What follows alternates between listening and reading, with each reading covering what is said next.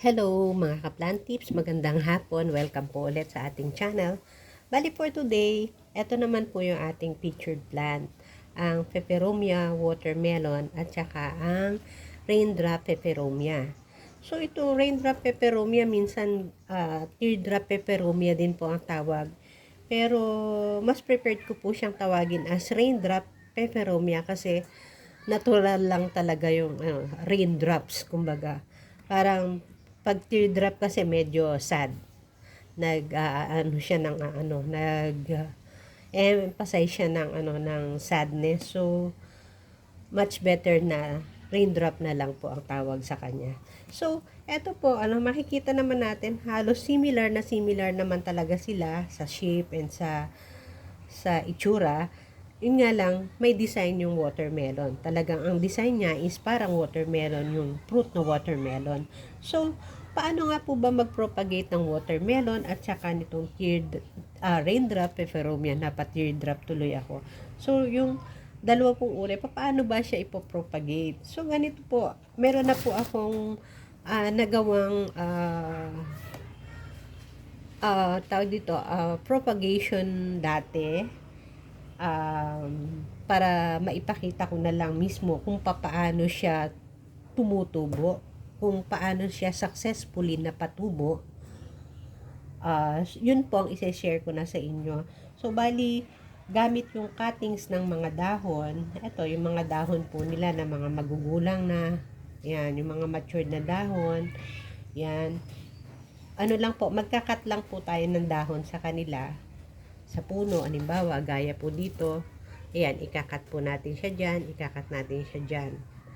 Ganun lang, yung magugulang o yung mga matured leaves po ang talagang may key para sa propagation. Kasi, old enough po sila para mag-produce ng bagong mga babies, bagong mga peperomias. So, eto po yung sa watermelon na peperomia. Ayan na po yung mga pinutol nating mga dahon. Ano lang po to, siguro mga less than 1 month or ilagay na natin sa 1 month, maximum of 1 month. So, para po makita natin kung talagang ito ba ay magiging successful na propagation, pwede naman natin siyang bunutin sa lupa. Ayan, gaya po nito, bubunutin siya ng ganyan. Ayan. So, makikita po natin na meron siyang ugat. Ayan na po yung ugat na nagpo-form sa kanya. Out of the dahon na kinat natin, ito na po yung very visible na ugat. So, just in time, magkakaroon po yan ng baby peperomia sa tabi niya. So, ibalik lang po natin para mag-develop pa siya ng okay at makapag-produce siya ng bagong peperomia pa. So, another one. So, ayun. Meron na din po siya. Very prominent po yung mga ugat niya. Ayan. So, soli na lang po ulit natin at magantay tayo na magkaroon siya ng anak. So, para naman po dito sa ating raindrop peperomia. Kasi mas matagal ko na po itong nagawa. Hindi ko lang po matandaan kung ilang months na to. So, ito na po siya. Out of yung cutted leaves natin, ito, 3 magulang na leaves yung kinat natin. So, ito na po siya, nakapag-produce na po siya ng mga baby na peperomia. O, look, tingnan nyo po itong kabila. Kukunin natin itong isa.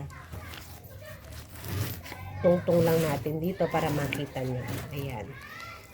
So, ipakita ko po sa inyo yung na-produce nung isang cuttings.